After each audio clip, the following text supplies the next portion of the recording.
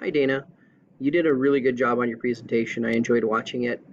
One takeaway I got from it was a better way of explaining the difference between an assessment and a evaluation.